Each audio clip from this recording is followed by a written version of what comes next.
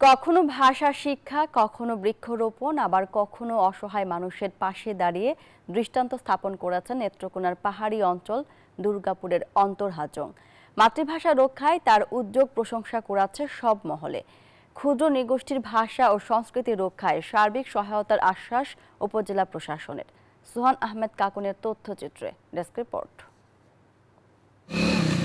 নেত্রকোনার সীমান্ত উপজেলা দুর্গাপুর ও কলমাকান্দায় প্রায় লক্ষাধিক ক্ষুদ্র নৃগোষ্ঠীর বসবাস। তাদের মাঝে গারো, হাজং, কোচ, বানাই সম্প্রদায় রয়েছে আলাদা আলাদা ভাষা ও সংস্কৃতি, যেগুলোর অনেকটাই এখন বিলুপ্তির পথে। তবে হাজংদের নিজস্ব ভাষা ও সংস্কৃতিকে টিকিয়ে রাখতে কাজ করছেন অন্তর হাজং। তিনি নেত্রকোনার দুর্গাপুর উপজেলার কুল্লাগড়া ইউনিয়নের খুজিগড়া গ্রামের রহিন্দ্র হাজংয়ের ছেলে। দীর্ঘদিন ধরে টিউশনের টাকা খরচ করে অবহেলিত পাহাড়ি জনগোষ্ঠীর জীবনমান উন্নয়ন ও পাহাড়ি আদিবাসীদের ভাষা ও সংস্কৃতি রক্ষায় প্রচেষ্টার প্রশংসা কুড়িয়েছেন সবার। প্রতিদিন পাহাড়ি অঞ্চলের বিভিন্ন গ্রামে ঘুরে ভাষা ও সংস্কৃতি চর্চায় সচেতনতা কার্যক্রমে বেশ উপকৃত হচ্ছেন স্থানীয়রা। আমরা ছোট থেকে একবারে বড় হয়েছি, তো আমরা তো সংসার করে ফেলাইছি, চাকরিজীবী, আরও তো সমাজ জাতি নিয়ে পড়ে রয়েছে, কতবার বুঝাইছি, কিন্তু হ্যাঁ আত্মতৃপ্তি হচ্ছে জাতিরে নিয়ে। আমাদের হাজং ভাষা এবং হাজংদের ঐতিহ্য কিভাবে সে তুলে ধরবে, এর জন্য অনেক সে নিঃস্বার্থে কাজ করে।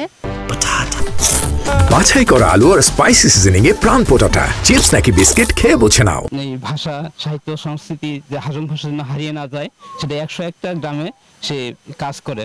পার্শ্ববর্তী উপজেলা ধোবাউড়াতেও আদিবাসী শিক্ষার্থীদের বিনামূল্যে শিক্ষা উপকরণ সহায়তা, বস্ত্র বিতরণ ও বাল্যবিবাহ বন্ধে সচেতনতায় কাজ করে চলেছেন এই যুবক। আমি আসলে স্টুডেন্ট লাইফ থেকে আমি চেষ্টা করেছি আমাদের আদিবাসী জাতিগোষ্ঠী, আমার হাজং জনগোষ্ঠীর মানুষের উন্নয়নে কাজ করার জন্য।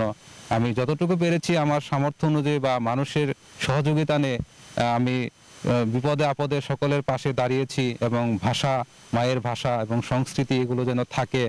এদিকে ক্ষুদ্র নৃগোষ্ঠীর ভাষা ও সংস্কৃতি রক্ষায় সার্বিক সহায়তার আশ্বাস দিয়েছেন উপজেলা নির্বাহী কর্মকর্তা।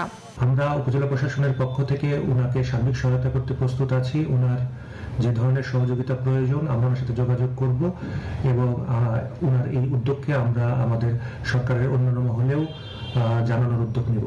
হাজং ভাষা রক্ষায় গবেষণা করে বর্ণ তৈরি সহ সব ধরনের উদ্যোগ নিতে সরকারের কাছে দাবি জানিয়েছেন হাজং সম্প্রদায়ের মানুষ। Desk report, news 24।